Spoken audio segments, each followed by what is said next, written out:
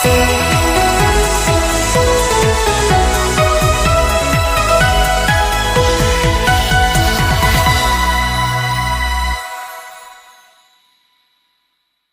petang Makassar, kembali lagi bersama saya Alvina Rosba dalam Kabar Petang Makassar News. Pemirsa, standar kompetensi suatu profesi menjadi salah satu hal penting untuk menjamin profesionalisme. Demikian juga dengan dunia jurnalisme, standar kompetensi penting untuk menjamin kualitas informasi yang diterima halayak. Baru-baru ini, Dewan Pers Indonesia melalui beberapa lembaga uji mengadakan uji kompetensi wartawan Sulawesi Selatan. Simak laporan selengkapnya. Di tengah era digitalisasi informasi yang pesat, standar kompetensi jurnalis menjadi semakin penting. Hal ini untuk memastikan kualitas berita yang akurat, berimbang, dan objektif.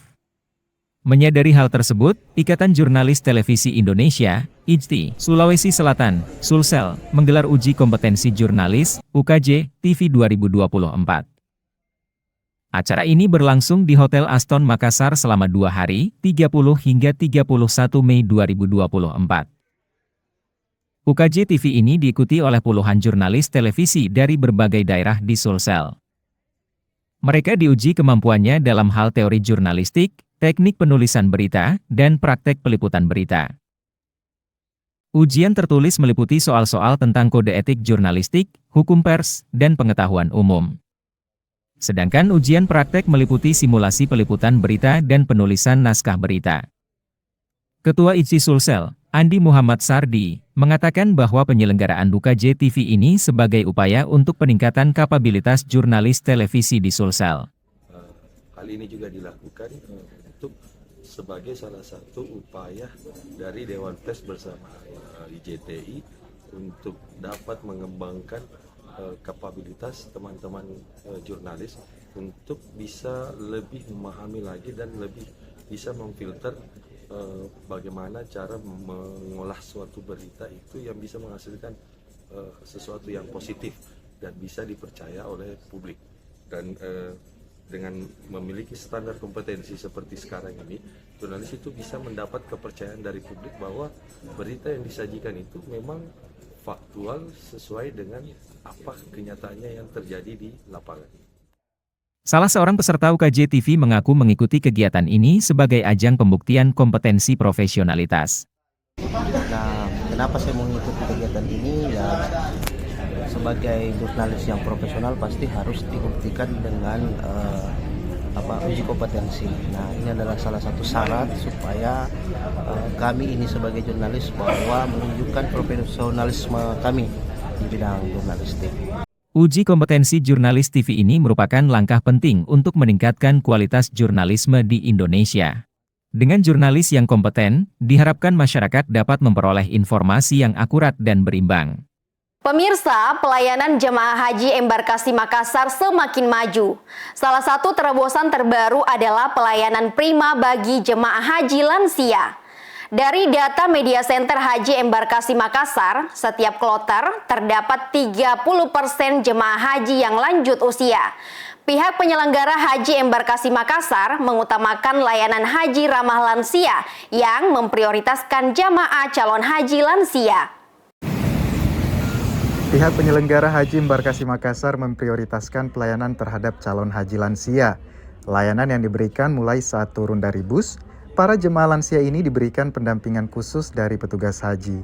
Jemaah lansia ini juga mendapatkan fasilitas prioritas, di mana pihak PPIH telah menyiagakan kursi roda hingga jalur fast track untuk lebih memudahkan lansia.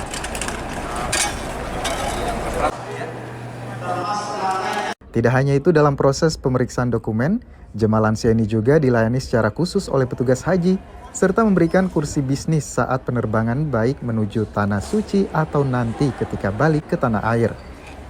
Sekretaris Panitia Pelayanan Ibadah Haji Embarkasi Makassar, Iqbal Ismail mengungkapkan, pelayanan untuk jamaah lansia sudah dilakukan sejak lama. Namun dikarenakan jumlah jamaah haji lansia di tahun lalu cukup meningkat, maka pemerintah dalam hal ini Kementerian Agama mencanangkan program haji ramah lansia agar petugas lebih meningkatkan kepedulian terhadap jamaah lansia. Program ramah lansia pada jemaah haji ini telah bergulir sejak tahun lalu, ya. yang sebenarnya program ini sudah berjalan, praktek di lapangan sudah lama berjalan. Petugas-petugas selama ini bila ada jamaah haji yang lansia dilayani dengan baik. Tapi karena tahun kemarin jemaah ramah lansia sebanyak 35%, makanya tahun kemarin pemerintah menggelontorkan program jemaah lansia agar petugas mengetahui bahwa di tahun ini berhubung jemaah lansia di tahun 2023 karena jemaah lansia banyak, maka kepedulian disampaikan kepada petugas, kepedulian terus ditingkatkan untuk melayani jemaah ramah lansia. Sementara itu, jamaah calon haji asal Kendari yang ikut mendampingi orang tuanya sebagai jamaah calon haji lansia mengucapkan terima kasih kepada seluruh petugas jamaah haji yang mengutamakan lansia, mulai dari asrama haji di Kendari sampai di Makassar.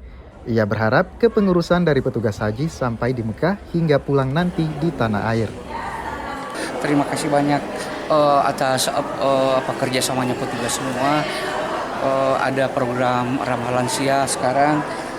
Memang selalu diutamakan orang yang lansia, apalagi yang sakit. Kita mulai dari asrama haji Kendari sampai di sini, alhamdulillah memang selalu diutamakan yang lansia. Iya, jadi nanti sampai di Mekah bagaimana? Mudah-mudahan kita harapkan sampai di Mekah ini pengurusannya seperti apa di sana. Memang kita sudah yang kita tahu sekarang ini, yang biasa kita baca di media-media ini, katanya ada ramah lansia, terus memang diutamakan. Iya. Diinformasikan saat ini jamaah calon haji asal Embarkasi Makassar yang sudah diberangkatkan ke Tanah Suci telah mencapai 10.000 jamaah yang terbagi dalam 24 kloter dari total sebanyak 38 kloter. Informasi terkini jamaah calon haji yang tergabung pada kloter 25 dan 26 akan diberangkatkan pada hari ini pukul 2.16 siang waktu Indonesia Tengah untuk kloter 25, sementara untuk kloter 26 diberangkatkan pada pukul 8 malam waktu Indonesia Tengah. Pemirsa, mahasiswa Magister Ilmu Komunikasi Angkatan 2023 Universitas Hasanuddin yang tergabung dalam Klub Sahabat Wuling menghadiri pameran peluncuran mobil listrik atau Cloud EV bertajuk Cloud EV Driving the Future of Comfort oleh Wuling Motors di Trans Studio Makassar pada Mei 2024 lalu. Pameran ini menghadirkan kesempatan bagi para pengunjung untuk merasakan langsung sensasi berkendara dengan mobil listrik modern yang mengedepankan desain mewah dan futuristik. Simak selengkapnya. Kunjungan mahasiswa Magister Ilmu Komunikasi Angkatan 2023 Universitas Hasanuddin di Trans Studio Mall Makassar pada 24 hingga 26 Mei 2024 kemudian ditindaklanjuti dengan berkunjung ke showroom Wuling. Wuling Motor sendiri merupakan perusahaan otomotif asal Cina yang didirikan pada tahun 2001. Wuling resmi memasuki pasar Indonesia pada tahun 2017 dan telah meluncurkan berbagai produk unggulan, seperti Convero, Cortez, Almas, Air EV, dan yang terbaru Cloud EV. Wuling berkomitmen untuk menghadirkan kendaraan yang berkualitas, inovatif, dan ramah lingkungan bagi masyarakat Indonesia. Kali ini saya sedang bersama dengan eksekutif cantik yang telah melakukan test drive. Nah, bagaimana pengalaman Anda telah melakukan test drive dengan Wuling EV? Menurut saya, mobil Wuling Cloud EV itu sangat nyaman, ringan, dan sunyi senyap tanpa ada suara-suara mesin seperti mobil-mobil lainnya. Dari pengalaman Anda, apakah Anda tertarik untuk membeli Wuling Cloud EV ini? Sebenarnya saya tertarik untuk membeli mobil Wuling Cloud EV ini. Cuman karena sementara sekarang ini saya sedang mengendarai mobil Wuling juga yang setipe dengan ini, mungkin untuk sekarang belum ada kepikiran untuk membeli mobil tersebut. Ya, sekian laporan dari lokasi. Saya Elsa Claudia dan Madilino. Terima kasih. Sahabat Wuling yang hadir diantaranya, Ade Kamwa, Rizka Amalia Hidayat, Nur Fadilah Caesari, Fadiliyah Ihwan, Suci Anggraini Idris, dan Muhammad Reyinaldi. Mahasiswa Magister Ilmu Komunikasi ini tidak hanya berkesempatan untuk melihat dan mencoba langsung mobil Wuling. tetapi juga mendapatkan penawaran promo spesial dan lucky dip yang menarik, yang hanya berlaku selama pameran berlangsung.